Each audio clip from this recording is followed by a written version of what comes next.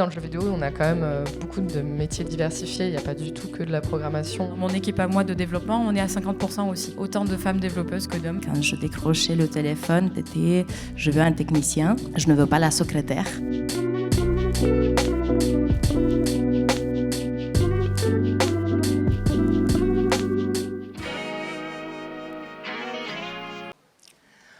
Bonjour, je suis ravie de vous accueillir au Jobstick aujourd'hui, et comme sur chaque Jobstick, on essaie de faire un focus sur la place des femmes dans le numérique.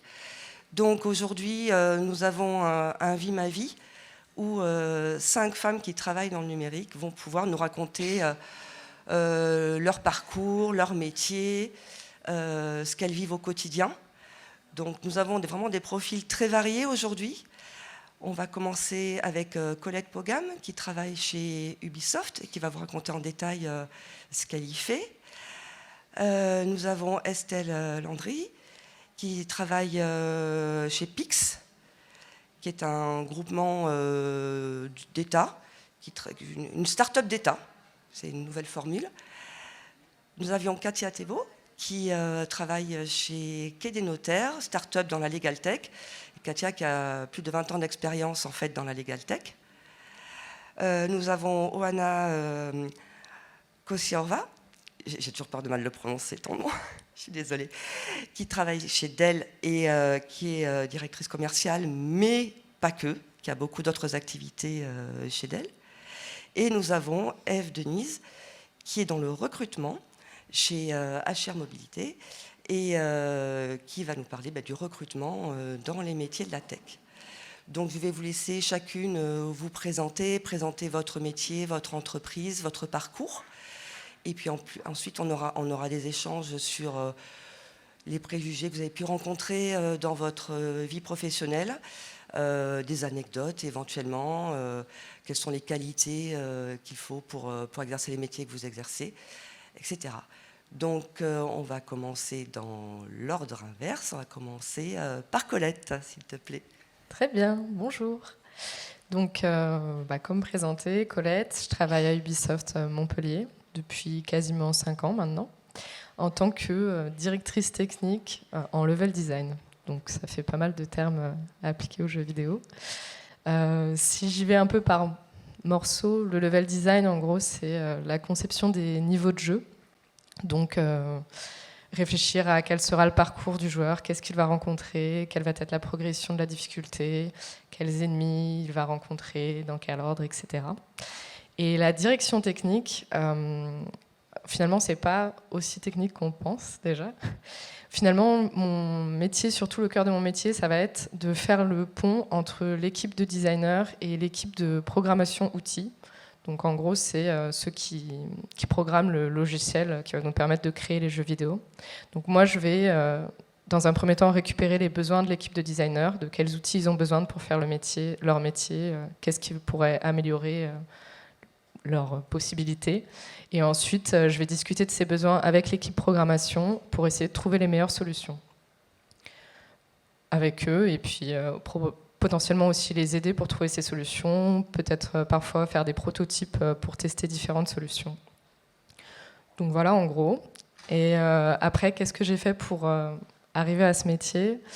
En soi, moi à la base, contrairement à beaucoup de mes collègues, je ne me suis pas tout de suite dit que je voulais travailler dans le jeu vidéo. Je ne l'avais même pas envisagé parce que ça me paraissait être un milieu assez fermé, et très spécifique. Moi, j'ai d'abord fait une école des beaux-arts, et c'est là-bas que une très bonne amie m'a parlé d'une école de jeux vidéo, d'un master public qui est à Angoulême, qui s'appelle l'Engmin, et qui m'a parlé en fait que dans le jeu vidéo, il y avait en l'occurrence pas juste des métiers de programmation, par exemple, et qui m'a fait découvrir le game design, qui est donc, comme je disais, un peu la conception, réfléchir à quel va être le jeu, quelles vont être les règles du jeu. Et je me suis dit que ça avait l'air très sympa. Et donc, j'ai postulé à ce master et j'ai été prise. Et finalement, de fil en aiguille, ensuite, j'ai été en stage à Ubisoft, donc dans un métier à la base qui était plus design, donc du côté du design. Et là-bas, il y a des directeurs techniques qui m'ont aussi un peu pris sous leur par l'épaule, sous leurs ailes, voilà. et qui m'ont formée aussi à la tech parce qu'ils ont senti que j'avais un potentiel là-dedans. Comme à la base, je venais aussi d'un bac scientifique, j'ai toujours beaucoup aimé aussi la technique. Et de fil en aiguille, je suis devenue directrice technique sur le projet. Donc voilà, en gros. J'enchaîne. Oui, je te laisse enchaîner et je voulais juste rappeler aussi qu'en plus de PIX, tu as des activités associatives très intéressantes au sein de Duchesse. Je vais parler des deux, du coup.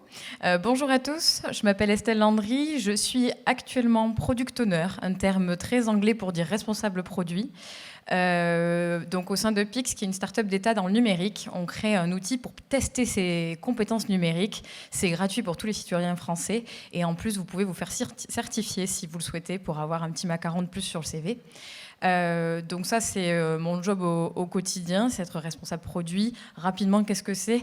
Pas du tout technique, mais dans l'IT, j'essaie de faire des outils qui soient les meilleurs possibles pour nos utilisateurs. J'essaie de lever un maximum la frustration de nos users en essayant de faire des fonctionnalités les plus au top, des maquettes les plus compréhensibles. Donc je touche beaucoup au design. Si ça intéresse, peut-être que je creuserai cette partie-là. Et aussi, je suis aussi, comme Colette, en très forte liaison avec les équipes techniques pour pouvoir développer tout ça et puis que l'utilisateur puisse en profiter. Je viens pas du tout... Enfin, moi aussi, j'étais pas destinée à faire de l'IT, à être dans la technique. J'aimais bien les maths au début. Ça fait pas un métier. Donc, j'ai cherché. Et à un moment donné, j'ai découvert ce que c'était l'algorithmie. Et je me suis dit que c'était quelque chose qui me plaisait par rapport à la logique, à ce qu'il y a derrière de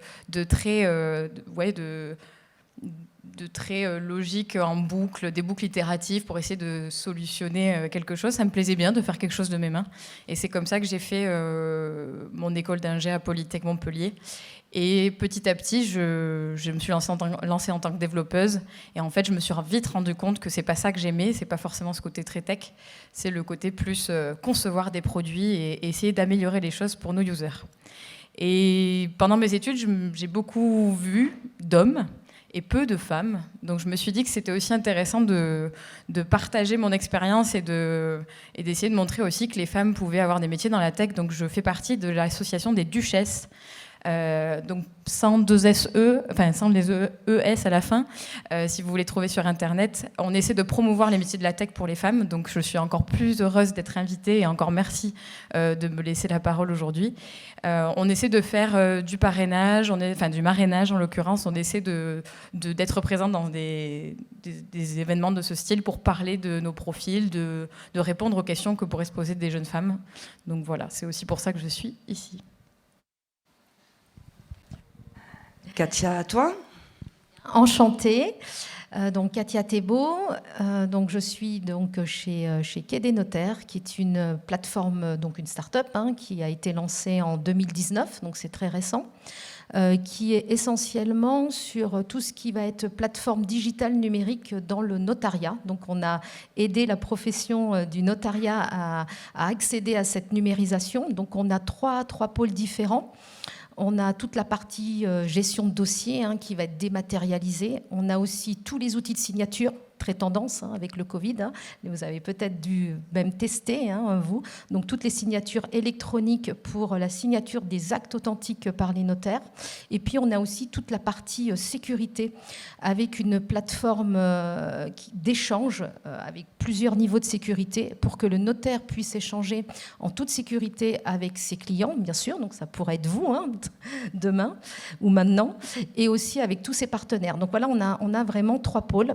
Donc on fait partie de la Legal Tech, on a le label éthique, c'est-à-dire qu'on est une plateforme labellisée par le Conseil supérieur du notariat, qui est la plus haute instance au niveau du notariat. Voilà, donc voilà Quai des Notaires. Quai des Notaires important, je tiens à le dire, les choses changent. Nous, on est un peu moins de 30 personnes et on est quand même 70% au féminin. Donc ce qui est important. Comité de direction, on est 3 femmes, 2 hommes. Comité de produit, 4 femmes, 2 hommes. Donc ça, c'est important de le souligner, les choses changent. Voilà. Oui, voilà, c'est pour ça que je voulais le dire. J'ai recompté ce matin pour avoir les bonnes stats. Et voilà. Donc, je voulais le préciser en tout cas. Alors, Quai des Notaires, le siège n'est pas en Occitanie, mais vous voyez, moi je suis basée à Montpellier, je travaille à 90% en télétravail et on a beaucoup de personnes qui travaillent en télétravail. Donc aujourd'hui, tout est possible avec les outils. Donc il ne faut surtout pas se bloquer par le côté géographique, en tout cas. Ça, c'est très important aujourd'hui. Mon métier, qu'est-ce qui se passe dans mes journées? Alors j'ai 3 pôles différents. Donc je suis directrice du support, directrice de la formation et aussi tout le lien avec le produit. Donc moi tous les jours je travaille avec le product owner. Donc voilà, donc je suis en relation avec le produit tous les jours. Donc ma vie c'est quoi de tous les jours? Eh bien tous les jours j'anime des webinars en live. Je veux pas du tout des enregistrements. Donc ça c'est pour notre client. Donc je m'assure que nos clients connaissent nos produits, les utilisent bien et puis surtout ils ont envie de les utiliser et ils sont heureux quand ils les utilisent. Donc ça c'est très important, la transmission. Dans le numérique, on a forcément du client en face, donc il faut transmettre cette envie au client. Ensuite le support, ça c'est pour toute la satisfaction client. Et puis après, il faut analyser tous ces points, il faut les remonter pour donner à manger au product owner, pour donner à manger à tout le service développement, faire évoluer le produit, le faire grandir et surtout être vraiment très proche de tout ce qu'a besoin le client pour nous utiliser. Voilà, donc ça c'est un petit peu mes journées. Maintenant, ma formation, pas du tout dans le numérique, le digital ou l'informatique, des études de droit. Je voulais être notaire, voilà, ça m'intéressait, je voulais être notaire. Et puis finalement, je me suis dit, j'aime bien être dans une étude, ça me plaît, c'est sympa. Mais métier de notaire, non, je vais m'ennuyer. J'étais trop curieuse, j'avais trop de dynamisme. Et du coup, j'ai intégré tout de suite après mes études une société qui faisait des logiciels exclusivement pour les notaires. Donc j'y suis restée très longtemps. Et puis un beau jour, je me suis dit maintenant je vais être dans une start-up. Je veux vraiment du numérique, du digital. J'avais plus envie du logiciel lourd. Voilà, et je le regrette absolument pas. Voilà. Oana, à ton tour. Alors, moi, je travaille chez Dell, ça va faire 13 ans, ça fait 13 ans, le 25 novembre là. Je suis responsable à l'échelle mondiale de développement de marché pour un service spécifique de maintenance proactive pour les systèmes de stockage. Ça a l'air très complexe et ça l'est. Quand j'ai atterri là, j'ai commencé avec des études en programmation ici à Montpellier. J'étais passionnée par l'informatique. J'ai commencé à étudier l'informatique à l'âge de 10-11 ans. Donc, c'est dans mes veines. Je voulais faire de la programmation. À la fin de mes études, finalement, c'était à l'époque, il n'y a pas si longtemps que ça quand même, c'était compliqué de trouver un job de développeur sur Montpellier. Donc, j'ai commencé à dépanner les distributeurs de monnaie. Et 3 mois après, je vois une annonce chez Dell qui cherchait un technicien qui parlait roumain. Donc ça tombe bien aussi, parce que je parle le roumain. Et je me suis positionnée sur cette offre. J'ai été sélectionnée. Et c'était donc pour la technique pure et dure, chose que je n'avais jamais fait de la vie. Mais par contre, j'avais la logique pour le dépannage, pour le parcours d'un dépannage classique. Donc, ça pouvait marcher sur du logiciel ou du matériel. Suite à ça, je me suis formée en interne. Dell, c'est une entreprise super pour ça. Ça donne la possibilité de se former, de se positionner sur des nouvelles offres en interne. Donc, je me suis formée, je suis passée sur des nouveaux produits un peu plus complexes. Je suis passée niveau 2-3 sur ces nouveaux produits complexes. Et à un moment donné, j'ai pris une autre direction. Je me suis dit, la technique, c'est bien, mais au bout d'un moment, je suis curieuse de voir ce qui se passe ailleurs. Donc, j'ai commencé à m'intéresser à l'approche client, relation client. Donc, j'ai fait pendant 1 an un peu le service des plaintes des clients, mais ça, c'était génial parce que j'ai appris un peu plus de l'attente des clients. Qu'est-ce qu'ils voulaient vraiment dans le milieu d'entreprise? Un directeur IT, qu'est-ce qu'ils attendaient vraiment de la part de Dell. Donc, suite à ça, je suis repassée un peu sur la technique en tant qu'ingénieur sur le service dans lequel je suis responsable aujourd'hui, ingénieur de l'accompagnement sur les services techniques pour les clients qui avaient ce service dédié. Et pareil, ma curiosité m'a dit ne t'arrête pas là. Et j'ai pris, on va dire, j'ai commencé à m'intéresser comment je pourrais développer ce service un peu plus, puisque à l'époque, on n'était que 3 en Europe. Et je me suis dit, non, mais c'est quand même un super service, j'aimerais quand même le développer. Donc, je suis allée toquer aux portes. À chaque fois que je visitais des sites clients, j'allais aussi sur les sites d'Dell, puisque je fais de la prospection en interne chez Dell auprès de nos commerciaux et auprès de nos directeurs commerciaux dans chaque région. Donc à l'époque, j'étais encore sur Europe. J'ai toqué aux portes et j'ai commencé à développer petit à petit le service et j'ai créé un besoin d'avoir de responsables développement de marché sur le marché européen. Petit à petit, bon, forcément, je ne me suis pas arrêtée là puisque j'aime bien aller creuser un peu plus loin. Donc aujourd'hui, je suis responsable développement de marché opération au niveau mondial pour ce service-là. Et je gère une multitude de tâches. Pas mal de personnes me disent que je suis comme à la tête d'une micro-entreprise chez Dell, puisque je dois m'occuper de la prospection, du développement commercial, du marketing, de l'expansion sur des nouveaux produits, sur l'adaptabilité sur les marchés locaux de chaque région du monde. Donc voilà, mes horaires sont assez variés. Donc je travaille à 100% télétravail, puisque des fois, je peux commencer à 5 heures du matin avec la Chine et finir à 23 heures avec Canada ou alors le Brésil. C'est génial puisque je rencontre des cultures complètement différentes tous les jours. Donc, c'est très enrichissant aussi pour moi. Et voilà mon parcours, comment je suis arrivée là. Et qu'est-ce que ça veut dire une journée de mon travail? Ça peut être différente d'un jour à l'autre, puisqu'un jour, je peux travailler sur le développement des nouveaux produits marketing. Donc là, je vais avoir mes directeurs marketing de chaque région qui vont m'aider à mettre en place le matériel nécessaire, les formations pour former les commerciaux, pour former aussi nos partenaires et comment je peux être aussi présente sur les réseaux sociaux sur mon produit. Un autre jour, je peux réviser par exemple le prix de mon service sur une certaine région. Donc là, je vais être en contact avec le product owner qui va m'aider à trouver les bons responsables, à travailler sur ce renouvellement de prix, forcément l'équipe pricing, ce qu'on appelle l'équipe pricing de la région, études des marchés locaux, etc. Comme un autre jour, je vais être sur des formations purement techniques de mes ingénieurs et là, je vais être en contact avec le pôle formation pour identifier les cours disponibles et adaptés à mon service et à mes ingénieurs, puisqu'aujourd'hui, voilà, c'est moi qui vends ces ingénieurs-là en interne et les commerciaux les vendent à nos clients. Merci Wana. Alors on peut voir avec ces 4 premiers témoignages que les profils sont très différents.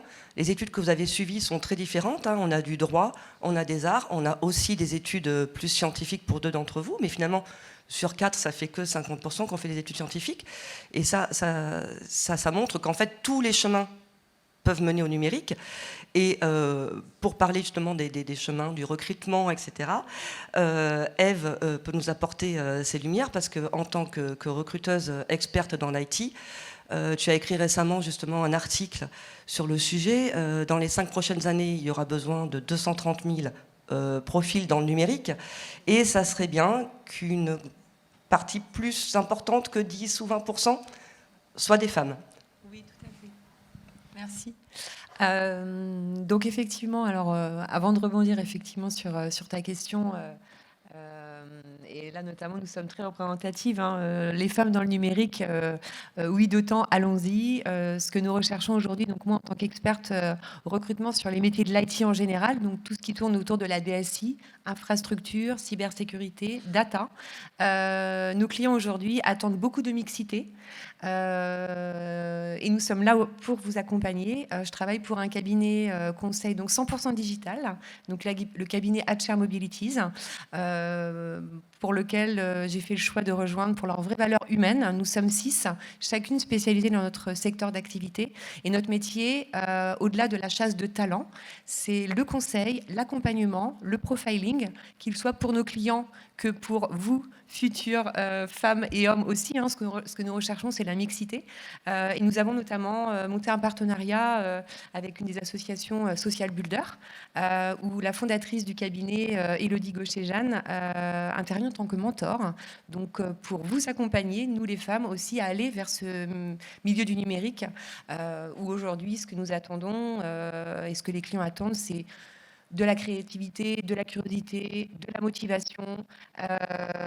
Et effectivement, avec les chiffres, hein, donc tu as remonté, et suite à l'article que j'ai rédigé, oui, il y a de belles perspectives. Plus de 230 000 recrutements, effectivement, sont prévus d'ici à 2027. Aujourd'hui, les femmes dans la tech, c'est uniquement 20%, mais l'objectif, c'est de le faire évoluer. Et voilà, donc moi, mon job au quotidien, en fait, pour le coup, moi, j'ai toujours baigné dans le monde de la tech, donc initialement de formation commerciale. J'ai commencé par accompagner les entreprises et nous accompagner, en fait, dans le cadre de formation informatique. Et au total, j'ai 20 années d'expérience dans les métiers de l'IT. J'ai travaillé auprès de grands groupes des ESN, des grands groupes tels que Randstad également. Un profil très orienté vers l'humain, le relationnel, et c'est très important, le relationnel, le sens du contact, l'accompagnement, le conseil. Et aujourd'hui, mon métier et mes journées, c'est effectivement chasser ces talents pour leur permettre un nouvel élan dans leur carrière. En aucun cas leur proposer un poste identique, ça n'aurait pas de sens. C'est leur proposer un nouvel élan et de les accompagner. Donc mes journées, c'est effectivement aller trouver ces talents, les accompagner, donc à rencontrer aussi le futur client, les accompagner aussi dans le cadre de leur période d'essai, donc dans le cadre du onboarding qui est extrêmement important. Et accompagner les clients, partir de la base, notamment sur le profiling, parce qu'aujourd'hui, comme vous le savez tous et toutes, le recrutement, c'est un marché un peu tendu. Il l'a toujours été, mais il se tend. Les structures ont des difficultés à recruter. Et nous sommes là aujourd'hui en tant qu'experts spécialisés dans nos domaines, je le précise. C'est important en fait de faire appel à un cabinet qui est spécialisé dans son domaine de compétences. Nous intervenons en amont sur le profiling, la fiche de poste. C'est extrêmement important pour, pouvoir apporter de la perspective aux futurs collaborateurs, pouvoir les évaluer, s'assurer de la pérennité. Donc voilà, mon job au quotidien, c'est accompagner, chasser les talents et voilà, permettre à tous d'aller vers ce beau métier qui est le monde de la tech et où effectivement aujourd'hui il y a une véritable attente de mixité attendue en fait auprès des clients aujourd'hui. Voilà, sachez-le. Donc il faut vraiment y aller et on est là pour vous accompagner. D'autant plus que ça a été évoqué dans la table ronde précédente et c'est d'autant plus vrai puisque ici nous sommes à la Cité de l'économie et des métiers de demain. Les métiers de l'IT évoluent et donc au cours d'une carrière, les personnes vont être amenées à exercer plusieurs métiers, des métiers nouveaux qui n'existent pas encore. Voilà. Tu voulais ajouter quelque chose ? Oui, parce que j'avais un exemple concret, typiquement. Alors, j'ai aussi une spécialisation en cybersécurité et data. Et là, typiquement, j'ai effectivement échangé avec une future, donc une candidate qui, manifestement, va intégrer un client dans le domaine de la data. Et c'est une danseuse professionnelle de base. Donc, c'est un véritable exemple, en fait, très clairement, qui a fait le tour du monde. Et elle s'est reconvertie dans les métiers de la tech, notamment la data. Elle a fait une pause de 2 ans et demi, et là elle est revenue en France, donc c'est une Polonaise, et là elle vient de revenir, elle s'est reformée, et là aujourd'hui je lui propose un poste pour un bel élan, auquel effectivement elle va pouvoir poursuivre son métier dans la data, mais en parallèle effectivement garder aussi sa passion qui est la danse. Donc voilà, pour le coup j'ai un exemple aussi concret qui est plutôt factuel, voilà. À ce sujet, cet après-midi, on a une table ronde justement sur le sujet de la reconversion. Et là, c'est vraiment un très bon exemple, oui, d'une reconversion assez inattendue. Oui. Sinon, tout à l'heure, Katia a abordé quelques chiffres au sein de sa société chez Quai des Notaires, donc 70% de femmes et puis une majorité de femmes au CODIR. Qu'en est-il dans vos autres environnements, mesdames ? Alors, clairement, on n'en est pas là. Je sais que côté jeux vidéo, j'aurais pas les chiffres exacts, mais malgré tout, tous les ans, il y a des études qui sortent. Et clairement, ça dépasse rarement les 20% de femmes. Et encore, comme je disais, dans le jeu vidéo, on a quand même beaucoup de métiers diversifiés. Il n'y a pas du tout que de la programmation. En l'occurrence, il y a plusieurs métiers artistiques, que ce soit artistique graphique, mais aussi en son. Il y a aussi donc les métiers du design, donc plus côté conception. Et ensuite, il y a aussi beaucoup de management, de chef de projet. On a aussi tout ce qui est ressources humaines. Et donc, les pourcentages, généralement les 20%, incluent tous ces métiers. Et si après on se penche encore plus après sur la répartition des femmes dans les différents corps de métiers, on peut très vite descendre sous les 10% sur certains projets, dans certains métiers. Moi, je sais que typiquement, en direction technique, là, sur mon projet, on est, je dirais, en gros, une vingtaine de personnes en direction technique, et on est juste 2 femmes. Donc, clairement, on est très très loin des 70%. Et on a quand même du mal à monter ces pourcentages. Dans mes études, on était 6% de femmes à chaque fois autour de l'informatique. Dans mon premier job, je me rappelle d'un open space rempli où on n'était que 2 femmes. Mais quand je vous dis rempli, on était au total 50. Hein. Donc la stat a baissé. Et je me suis rendu compte que plus j'avançais dans ma carrière en tant que chef de projet, responsable, et moi j'avais de femmes aussi à ce niveau-là, encore moins. Je crois que j'étais l'une des seules à chaque fois à faire partie de la chefferie de projet. Et c'est pour ça que c'est bien qu'on en parle et qu'il y ait des moments comme ça d'échange. Et je suis très heureuse, là chez Pix, on est à 50-50 sur l'entreprise. Et dans mon équipe à moi de développement, on est à 50% aussi. Autant de femmes développeuses que d'hommes. Et après, c'est une vraie envie de notre part, mais c'est aussi parce que les profils, j'imagine, se sentent bien aussi. Je pense que ça va de soi. Un peu comme chez Katia, j'imagine que si on casse un peu les préjugés, si on montre qu'on est des équipes ouvertes, petit à petit, finalement, on a aussi des personnes de tout horizon, de diversité complètement... Oui, tout à fait. Tout à fait. Ce matin, avant de venir, on avait un comité de direction et le fondateur de Quai des notaires, Patrick McNamara, qui est un ancien notaire, et justement, on parlait, on parlait du nombre de femmes dans le numérique digital. Et je vais le reciter parce que c'est très intéressant, sa vision. Hein, c'est un homme, c'est le fondateur. Et il a dit, voilà, moi, je voulais m'entourer de femmes parce que vous avez une approche qui est différente. Et c'est un thème qui a été évoqué dans la table ronde de tout à l'heure. La créativité. Il a dit, votre créativité n'est pas la même que celle de l'homme, où on ne voit pas les choses pareilles. Alors, c'est bien d'avoir les deux. Et lui, c'est vraiment quelque chose qui l'a attiré. Et c'est pour ça qu'il voulait vraiment avoir quand même une grande part de personnes féminines dans ses équipes. Et du coup, ça permet... Alors, il ne faut pas, je pense, que des hommes, que des femmes. Il faut un mélange des deux. On en reparlera peut-être après. Moi, je sais que j'adore cet échange et des corps de métiers différents. On y viendra peut-être après. Ça, c'est très, très important dans le numérique. Ça va être le partage et l'échange. Et il faut hommes et femmes. Et ça permet de monter vraiment en puissance et de faire de très beaux projets, de très belles choses. En effet, ça me fait penser, parce que je suis passionnée aussi par l'intelligence artificielle, et j'ai animé il n'y a pas si longtemps un atelier avec la Mêlée sur comment on peut biaiser les programmes de l'intelligence artificielle si c'est des hommes ou des femmes qui sont derrière ces programmes-là. Chez Dell, nous avons pour objectif d'atteindre 50% de femmes d'ici 2030.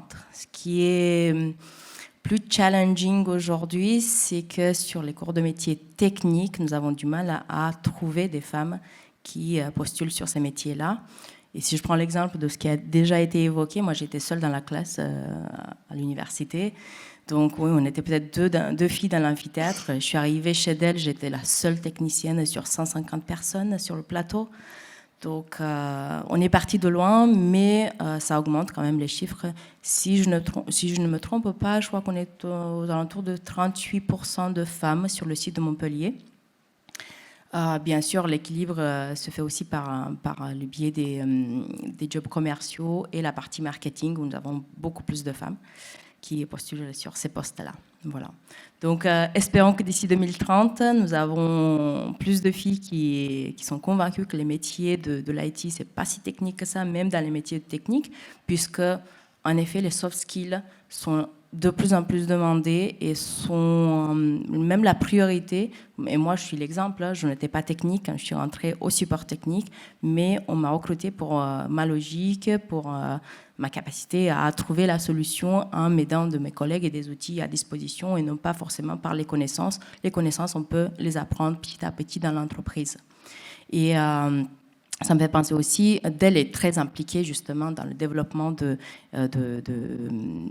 des skills et aussi à convaincre les femmes à rejoindre les métiers de l'IT.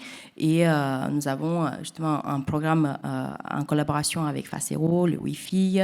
On commence même avec les stages de 3e où on présente les différents métiers de l'entreprise. Donc là, c'est un cours au mois de décembre.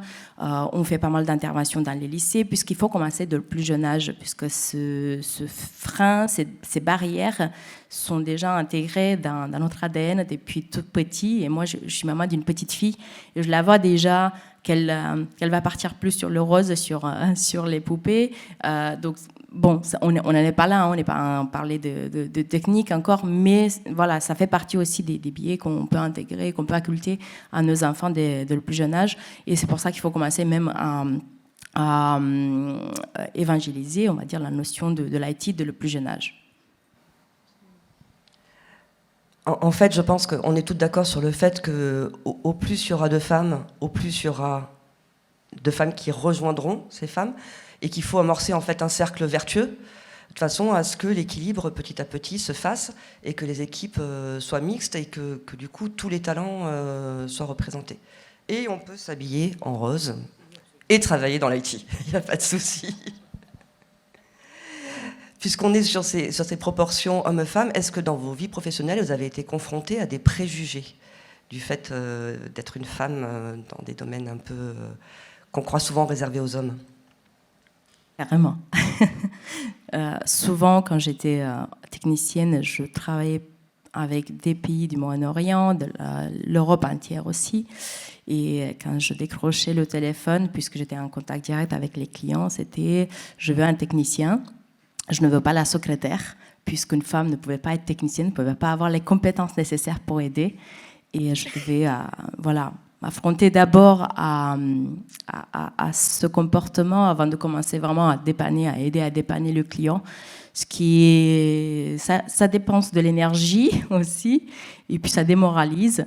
Mais bon, on se forge comme ça, on prend confiance en nous de plus en plus on est affronté à des cas durs et des cas où on n'est pas traité à notre valeur. Ça nous aide aussi à nous motiver à nous mettre encore plus en avant, à apprendre plus de choses. J'ai un exemple là, il y a un moment donné, il y a un monsieur qui rappelle au support technique et demande est-ce que je peux parler avec la femelle que j'ai parlé il y a 1 heure. Donc, oui, ça fait mal. Mais il n'y a pas de problème, oui, je suis là, même si on me traite juste de femelle, il n'y a pas de problème. Moi, j'ai confiance en mes compétences, donc je peux aider. Je voudrais aussi rebondir parce que, en effet, il y a beaucoup de préjugés et comme tu l'as très bien dit, si on n'est pas un homme barbu avec des lunettes, on ne sait pas faire de la programmation. Ça, en l'occurrence, c'est des choses qui nous font rire, mais qui sont encore perçues comme ça par beaucoup. Je veux aussi dire que le monde de l'informatique, il est très bienveillant. Parce qu'en fait, on dépeint souvent le monde de l'informatique comme étant fermé, clos. En effet, on a l'impression, tu le disais tout à l'heure aussi, que c'est un monde qu'on ne peut pas atteindre parce qu'il est il est pour des gens particuliers et pas nous. Et je tiens à vous dire que ça, moi, personnellement, j'étais très, très, très surprise par les gens qui sont bienveillant, ouvert. Je pense que ça vient de tout ce qui est open source. Vous savez, cette philosophie de dire on crée quelque chose, on le met gratuitement pour que les autres s'en servent. En informatique, c'est une valeur qu'on a beaucoup et je trouve que ça se ressent même dans nos valeurs personnelles et avec toutes les personnes avec qui j'ai travaillé dans mes expériences. Je trouve qu'on oublie de le dire, mais c'est un monde qui est ouvert, qui est compréhensif et où il y a beaucoup de compassion.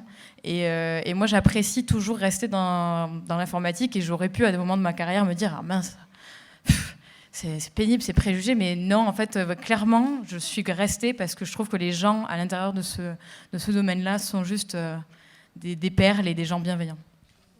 Tout Tout à fait. Effectivement, je rejoins ce que dit Estelle. Moi, ça fait plus de 25 ans que je suis donc informatique numérique. Et ça, je voulais vraiment le souligner. Moi, j'ai jamais ressenti ces problèmes comment dirais-je, de ces climats entre masculin, féminin. Pas du tout. Ce sont des milieux très ouverts où la première chose qu'on regarde, en fait, on ne va pas regarder si c'est un homme ou une femme. On va regarder ce que vous êtes en train de faire, ce que vous êtes en train d'expliquer, votre créativité, votre savoir, comment vous l'amenez, comment vous allez... il y a un nouveau projet, comment vous l'abordez. Ça, c'est très important par rapport à d'autres professions que je connais autour de moi, bien évidemment. Et là, pour le coup, il ne faut vraiment pas avoir peur. C'est très bienveillant et quand la personne parle en face, le premier réflexe, c'est pas c'est un homme ou c'est une femme. Non, c'est qu'est-ce qu'elle raconte, qu'est-ce qu'elle nous dit, comment elle va aborder le projet, comment on va y arriver, etc. C'est ça, c'est du collectif, c'est de l'entraide, voilà, on doit arriver à un objectif. Donc on va tous s'y mettre pour y arriver, chacun avec nos corps de métier différents. C'est vraiment ça, le numérique. Faut vraiment, vraiment pas avoir peur. Vraiment, là, je vous encourage vraiment vivement. Oui, juste un mot, oui, c'est important là tout ce que vous venez de dire, c'est que travailler dans le numérique, c'est pas travailler seul dans son coin, c'est toujours un travail d'équipe. Il y a une équipe, il y a un projet, il y a un chef de projet, et on travaille tous ensemble. Ça, c'est très important.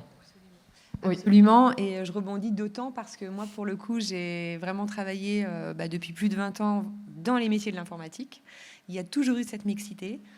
Ce travail d'équipe, et Katia, tu l'as très justement dit, notamment tout cet aspect soft skills, tout comme là tu l'as précisé, c'est ce que nous attendons en fait, c'est les soft skills, les valeurs humaines, l'esprit d'équipe, la curiosité, allons tous vers un seul et même objectif, et peu importe effectivement homme ou femme, et quand bien même femme, nous apportons aussi quelque chose, et cette mixité qui fera le succès, mais ce ne sont que des préjugés parce que moi, ça fait 20 ans que je travaille dans l'informatique et la preuve en est, le cabinet HR Mobility, nous sommes 6 femmes. Donc, c'est aussi un exemple. Mais il y a toujours eu cette mixité. Il faut continuer à la développer. C'est un vrai et beau travail d'équipe, en fait. Voilà. Donc, on a abordé les préjugés et donc le savoir-être, les qualités qu'on peut reconnaître aux femmes qui travaillent dans le numérique et qui font du coup la diversité des équipes. Est-ce que vous avez d'autres anecdotes éventuellement à nous partager sur des sujets hommes-femmes ou sur des sujets autres, parce qu'il y a d'autres oppositions qui apparaissent des fois dans les entreprises, entre les juniors et les seniors, il peut y avoir d'autres discriminations et donc d'autres mixités vers lesquelles il faudrait tendre. Oui, pardon.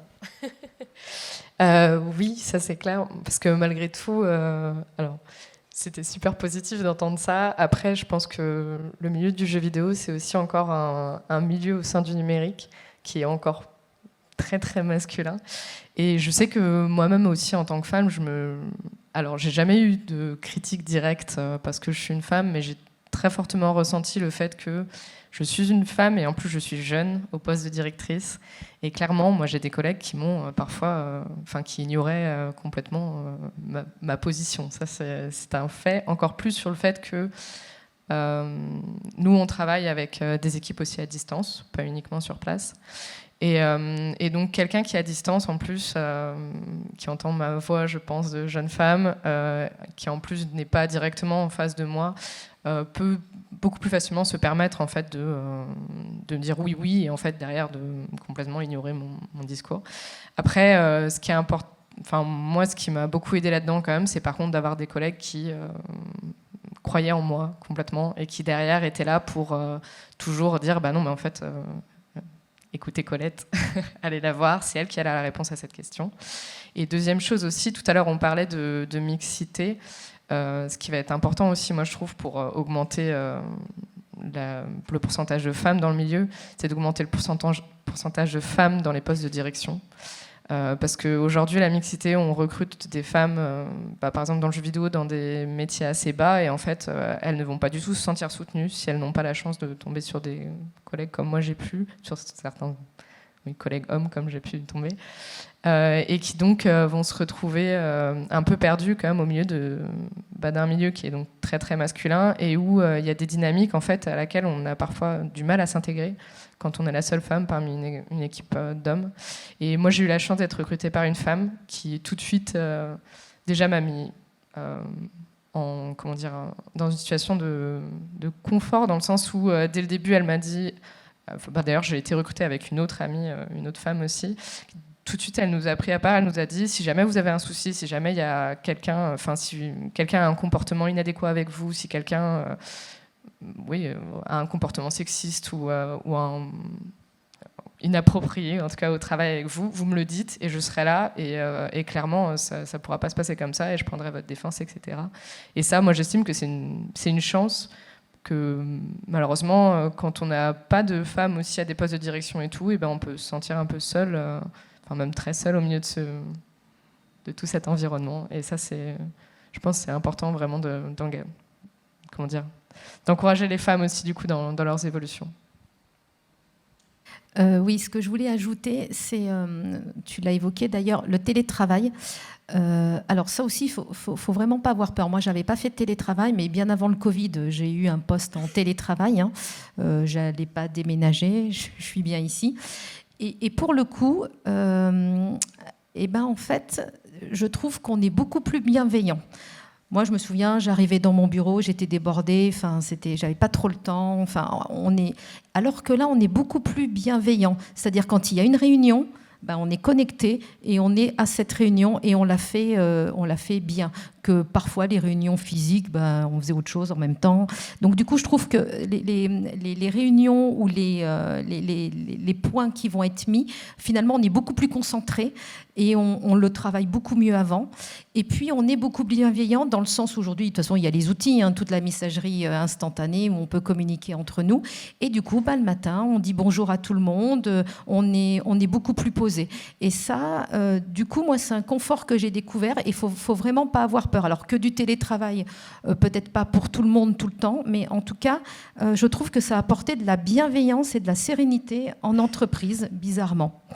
Après, sur les conflits des générations, puisqu'on en a parlé, alors bon, moi, en tout cas, là aussi, ça a été une grande découverte pour moi. C'est très intéressant. Donc, il y a beaucoup de jeunes dans le numérique, le digital, mais effectivement, il faut des gens un petit peu plus d'expertise et de piliers. Et pour le coup, je trouve qu'on s'entend vraiment très bien. En fait, il y a une bonne synergie. C'est-à-dire que nous, on est là pour rassurer, pour donner les cadres, pour donner un peu du guide, de la direction, etc. Mais vous, les jeunes, en fait, vous nous revitalisez, vous nous redonnez de l'input. Et du coup, ça fait un très bon mélange et ça fait une très bonne dynamique. Donc, il ne faut surtout pas se mettre des points de blocage en disant, on a tant de générations d'écart. Pas du tout. C'est que de la richesse, en fait. Et finalement, on s'aperçoit qu'on est très proches des uns des autres quand on discute intellectuellement et au niveau de la matière grise. Et aussi, ce que j'aime bien dans le numérique, le digital, c'est des professions où on est très joueur quand même. Les développeurs aiment bien jouer, il y a un côté taquin, c'est dans l'ADN. Du coup, ça met des petits côtés un petit peu fun. Et ce que je voulais justement dire sur le côté fun, l'autre jour, j'arrive au siège, il y avait d'autres développeurs qui arrivaient, qui ne sont pas du tout au siège. Et ils m'ont dit, on t'a fait une surprise. Et en fait, ils m'avaient créé toute une salle en métaverse, en fait. Et ils avaient amené tout le matériel, donc j'avais mon casque, j'avais les magnettes, et ils m'avaient fait tout mon monde virtuel à moi en métaverse et on s'est amusé un petit peu. Voilà, ça c'est aussi ça, le numérique, le digital. Vous voyez, c'est tous ces petits côtés étincelles qu'on va pouvoir vivre dans le métier qu'on ne vit pas dans les autres métiers. Et ça c'est vraiment important, ça fait rêver et ça fait vraiment du bien en tout cas.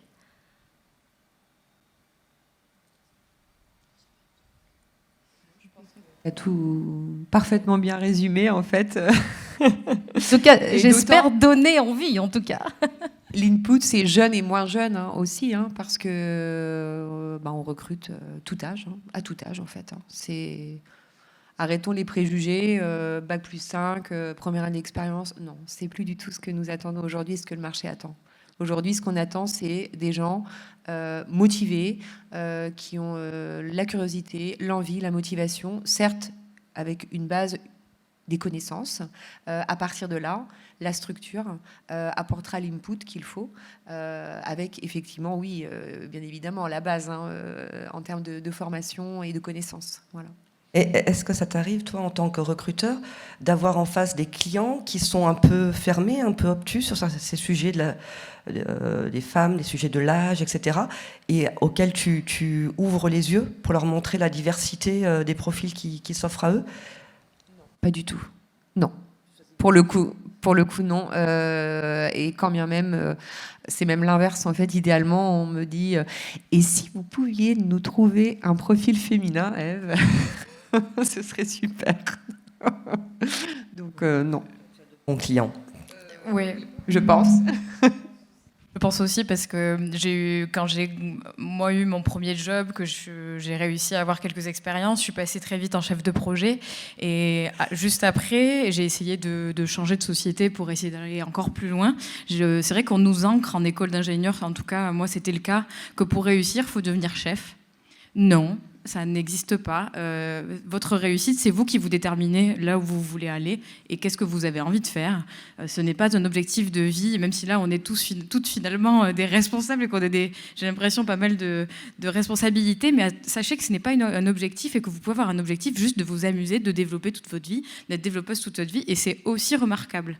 Et à l'inverse, moi qui voulais chercher un job de responsable, je l'ai trouvé. Et malheureusement, au début, quand je suis arrivée dans cette société, on m'a dit non, mais en fait, on va te mettre à l'essai. Pendant 6 mois, tu seras chef de projet. Et après, on verra si tu passes responsable ou pas. Mais par contre, pendant les 6 mois, tu feras quand même le job du responsable. Et ça a duré pendant 1 an. Si le profil en question aurait été un homme, les choses auraient été de la même manière? C'est une très bonne question. Et voilà. On voit qu'il y a encore des choses à faire évoluer et on en parlait tout à l'heure, donc il faut mettre en place ce cercle vertueux. J'espère que vos témoignages vont attirer les jeunes filles présentes dans la salle vers les métiers que vous avez décrits et vers tous les autres métiers, puisque le numérique, c'est, je crois, autour de 80 métiers différents. Il n'y a pas que développeurs, il y a plein d'autres métiers. Et on l'a vu... les études scientifiques, c'est un plus, mais on peut aussi y arriver par d'autres chemins. Je ne sais pas si vous avez quelque chose à ajouter, mesdames? Non, d'autant, parce que tu parlais des métiers de développement, mais non, d'autant, non, il y a tout ce qui tourne autour de l'infrastructure, les postes d'administrateur, ingénieur système réseau, tout ce qui tourne autour de la DSI, il y a de quoi faire. La cybersécurité, qui est un vrai sujet. Aussi qu'il faut arrêter de dire que dans la tech, il n'y a que du technique. C'est vrai qu'il y a tous ces beaux postes, mais il y a aussi beaucoup de postes de conception, de jeux ou pas, d'outils. Il y a des postes de designer de flux, d'architecture d'information. Dans la data, il n'y a pas que des rôles techniques de la data. Il y a des data owners aussi qui sont super intéressants comme métier. Il y a de tout. Il y a des product owners comme moi aussi. Enfin bref, on oublie de dire que dans l'IT, il y a 80 postes et même je pense qu'il y en a même bien plus. C'est juste qu'on a du mal à s'aligner sur ce qui se passe parce que ça va très vite. Donc n'hésitez pas, si vous cherchez, soyez curieux, allez rencontrer les gens, allez voir sur LinkedIn les postes qu'ils ont, voir un petit peu la fiche de poste que c'est, parce que je pense clairement qu'on sous-estime, et même nous ici présentes, je pense qu'on ne connaît pas tout ce qui existe. Ce qui est important dans le numérique, c'est que vous allez, en fait, vos postes, vous pouvez les créer. Moi, en fait, c'était une start-up, donc quand on est arrivé, on était 4, donc il faut faire un petit peu tout, mais après, on se choisit. Donc ça aussi, c'est une chance qui n'existe pas dans tous les métiers, dans tous les domaines. C'est quand vous allez rentrer dans du numérique, du digital, votre propre poste, si vraiment vous avez envie, si vous croyez en ce que vous aimez et vous savez le transmettre, vous allez pouvoir créer vos propres postes, en fait. Et ça, c'est vraiment très important, en disant « Ah, bah tiens, là, j'ai remarqué, ici, à chaque fois, on a un vide, il y a un trou dans la raquette, il manque quelqu'un. » Eh bien, tout évolue, on va dire « Ah, bah oui, bah bien sûr, ce poste-là, bah écoute, prends ce poste, c'est toi il est pour toi, tu sais le décrire, tu sais le faire. » Et ça, c'est vraiment important, ça donne vraiment du punch tous les jours quand on travaille. Un témoignage personnel, puisque je suis censée animer, mais je suis aussi dans ces métiers-là. Moi, j'ai commencé comme développeur, et en fait, au bout d'1 an, comme j'étais peut-être un peu plus rigoureuse que les 90% de garçons qu'il y avait dans l'open space, quand il y a un poste de qualité et de développement qui a été créé, il a été créé pour moi en fait. Et j'y suis restée 1 an et demi à mettre en place des normes de développement pour que le travail soit plus cohérent entre les différentes personnes, etc. Et c'est exactement cet exemple-là. Ouais, tout à fait. L'exemple parce qu'il n'y avait pas de business development dans mon service et j'ai créé le besoin d'abord sur Europe. Le directeur mondial avait dit mais pourquoi ce poste, on n'en a pas besoin. Et au final, 3 mois après, il dit bah, non, je veux que tu passes global. Donc voilà, on crée le besoin et on crée un autre futur job. Et pour la petite anecdote, pour appuyer un peu ce que disait Estelle, mon nom de poste, c'est directrice technique. Mais donc sur le fait que tous les métiers ne sont pas techniques, techniquement, j'ai technique dans mon nom de poste, mais je ne sais pas programmer. Et en fait, c'est pas pour ça que j'ai accédé à ce poste, c'est clairement parce que justement, j'étais dans un open space avec une équipe de direction technique qui manquait de soft skills. Enfin, pas tous, hein. Pardon. Mais donc moi j'étais là et j'étais très douée en communication et très douée pour faire le pont entre les équipes et en fait c'est comme ça que j'ai accédé à ce poste même sans de base avoir les compétences techniques et des compétences techniques l'avantage c'est que ça s'apprend beaucoup plus facilement je pense que des soft skills même si ça s'améliore aussi mais c'est plus long d'améliorer des soft skills alors que la tech finalement c'est un peu à la portée de tous pour moi je trouve. Eh bien merci à toutes pour vos témoignages, pour votre présence aujourd'hui, pour votre engagement sur des sujets qui nous préoccupent beaucoup à la mêlée. On a un programme spécifique dédié aux filles qui s'appelle Numérique pour elles. Et on a été ravis de vous recevoir et de voir qu'on n'est pas les seuls à œuvrer pour la mixité dans le numérique. Merci encore. Merci.